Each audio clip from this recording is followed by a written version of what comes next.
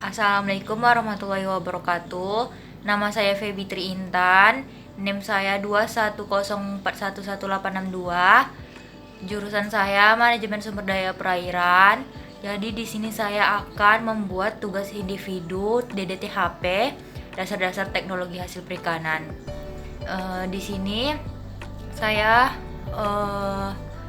membuat tugas membedakan indikator ikan yang masih segar dan ikan yang sudah tidak segar atau busuk. Jadi di sini saya akan menggunakan ikan nila. Mari kita lihat perbedaannya.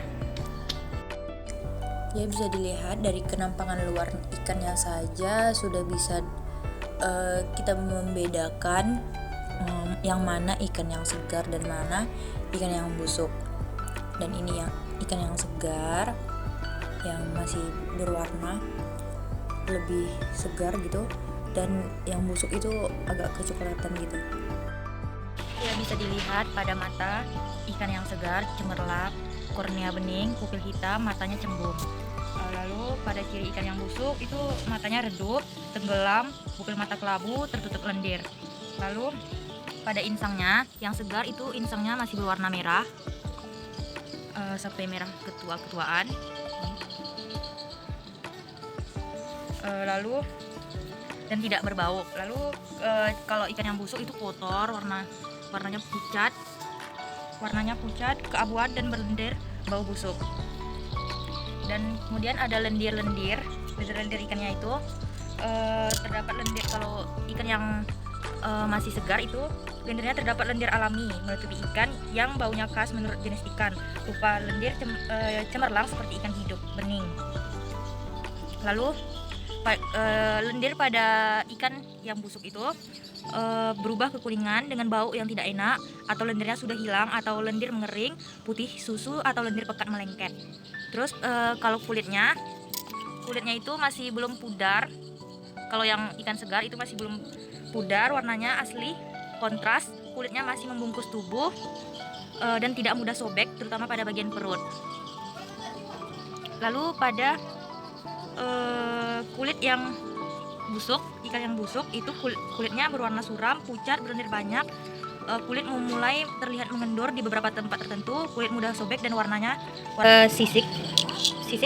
Pada ikan segar itu masih melekat kuat, mengkilat dengan tanda atau warna khusus tertutup lendir jernih.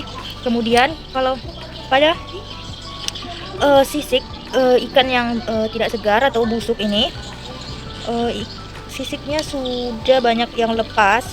Ini seperti ini contohnya, sudah banyak yang lepas, dan warna khusus ini memudar dan lambat menghilang. Kemudian pada daging yang pada ikan segar itu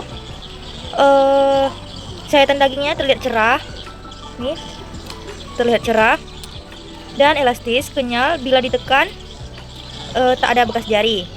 Lalu pada daging yang ikan busuk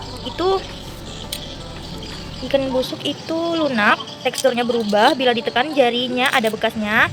Lalu daging telah kehilangan elastisitasnya dan terasa lunak bila ditekan. Lalu darah di sepanjang tulang belakang segar, merah dan konsistensi normal pada ciri ikan segar. Lalu pada ikan yang busuk, darah sepanjang tulang belakang berwarna gelap dengan konsistensi cair, sering diikuti bau yang menusuk. Lalu sayatan, bila ikan dibelah, daging melekat kuat pada tulang, terutama pada rusuknya itu pada ciri ikan yang segar. Bisa dilihat ikan yang segar. Lalu pada ikan yang busuk, pada ciri ikan yang busuk, sayatannya bila dibelah dagingnya mudah dilepas, autolisis setelah berjalan, tulang rusuk menonjol keluar. Nih, ciri ikannya mudah dilepas. Udah sangat busuk dan bau. Ini nampak ya. Jadi lihat juga nih di sampingnya udah banyak yang tanggal. Lalu tulang belakang berwarna abu-abu mengkilap pada ikan yang segar.